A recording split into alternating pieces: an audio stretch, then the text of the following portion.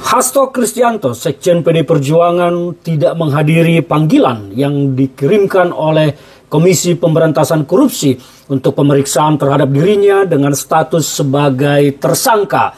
Hasto dituduh merintangi penyidikan terhadap kasus Harun Masiku, dan Hasto Kristianto menyandang gelar tersangka pada tanggal 24 Desember 2024 lalu, sebuah kado Natal yang sangat menyakitkan bagi Hasto dari KPK. Apa yang akan dilakukan oleh Hasto? Hasto kabarnya tidak menghadiri panggilan kemarin itu dengan alasan bahwa sebelumnya sudah ada agenda yang terjadwal dan minta KPK menjadwal ulang pemeriksaan terhadap dirinya. Saya tidak ingin berkomentar tentang kenapa Hasto tidak hadir atau tidak ingin mengomentari dan tidak ingin membahas tentang apa strategi yang sedang dilakukan oleh Hasto dengan tidak menghadiri. Bukan itu poinnya. Sekali ini saya mau bicara tentang poin-poin apa yang disampaikan oleh Hasto dan para teman-teman di PD Perjuangan selama ini terkait dengan data, dokumen, video yang dimiliki oleh Hasto terkait dengan korupsi pejabat-pejabat negara dan dugaan-dugaan konspirasi lainnya yang melanggar hukum dari pemerintahan Pak Jokowi selama menjabat presiden.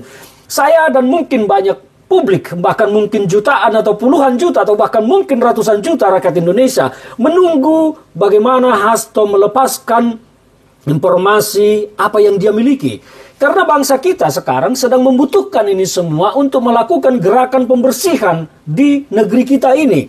Bangsa kita perlu direstart, dibersihkan, disucikan bahkan kalau perlu untuk membawa bangsa kita ini maju ke depan. Sehingga kalau memang Hasto memiliki informasi yang kuat, memiliki video, dokumen, foto atau apapun terkait dengan kejahatan-kejahatan yang terjadi, yang dilakukan oleh pejabat di semasa pemerintahan Pak Jokowi dan bahkan yang dilakukan oleh Pak Jokowi, maka sudah saatnya Hasto membuka itu ke publik agar publik terang benderang melihat dan tidak ada kesan bahwa Hasto hanya sedang bermanuver untuk melindungi dirinya. Saya pribadi berpendapat bahwa memang kasus Hasto ini sebetulnya hanya ecek-ecek dan tidak layak ditangani oleh KPK.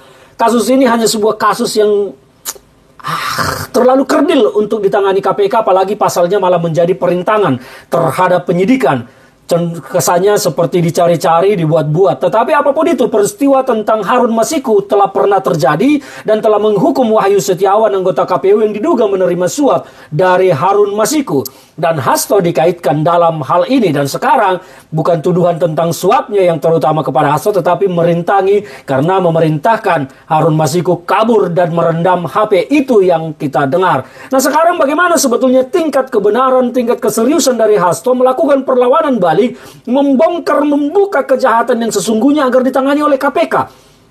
Karena yang dilakukan oleh Hasto sebetulnya tidak terlalu layak lah untuk ditangani KPK. Karena kita berharap KPK ini melakukan pemberantasan korupsi yang benar, pencegahan korupsi yang baik, sehingga banyak anggaran negara kita yang diselamatkan. Bukan mengurusi kasus ecek-ecek abal-abal seperti ini yang tidak mengganggu keuangan negara.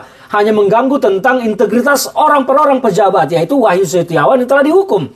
Nah sekarang bagaimana dengan hilangnya anggaran-anggaran yang valid di negara kita ini? Kita ingin melihat sebetulnya KPK membongkar kasus dugaan ekspor nikel ilegal ke Cina sebesar 5,5 juta ton yang diungkap oleh Faisal Basri waktu itu dengan menyebutkan siapa yang di belakangnya. Semua publik tahu siapa yang disebut oleh Faisal Basri dan informasi itu katanya didapat dari KPK.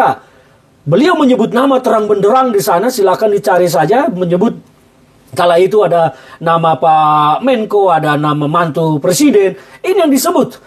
Kenapa kasus ini tidak ditindaklanjuti? Kenapa juga KPK tidak serius menindaklanjuti tentang dugaan kasus tambang Blok Medan di Maluku Utara yang disebutkan oleh Abdul Ghani Kasuba, terdakwa sekarang korupsi Maluku Utara? Kenapa KPK fokus pada kasus abal-abal? Dan sekarang kembali kepada Hasto.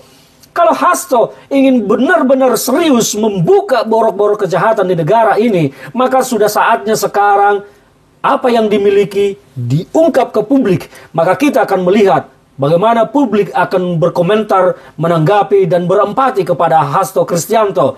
Ataukah itu hanya sebuah omon-omon belaka? Kita tidak tahu. Tapi secara pribadi saya berharap bahwa saudara Hasto ke depan akan bebas dari segala tuduhan ini. Dia akan selamat, dan kepada tim hukum yang bekerja di sana bisa membela dengan benar. Karena saya bukan dalam konteks membela yang salah, tetapi saya ingin KPK lebih fokus melakukan pemberantasan korupsi yang benar. Tangkapinlah itu pejabat-pejabat yang korupsi. Seperti tadi yang saya sebut itu, ekspor nikel 5,5 juta ton itu usutlah. Termasuk banyak kasus-kasus yang lain. Banyak kasus di Republik ini yang terbuka begitu lebar di depan mata tapi tidak ditangani oleh KPK, didiamkan.